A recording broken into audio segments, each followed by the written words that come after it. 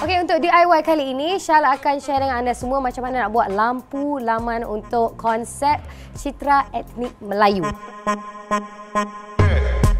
Buat 2 lubang kiri dan juga kanan. Lubang ni adalah untuk korang letakkan dawai ni.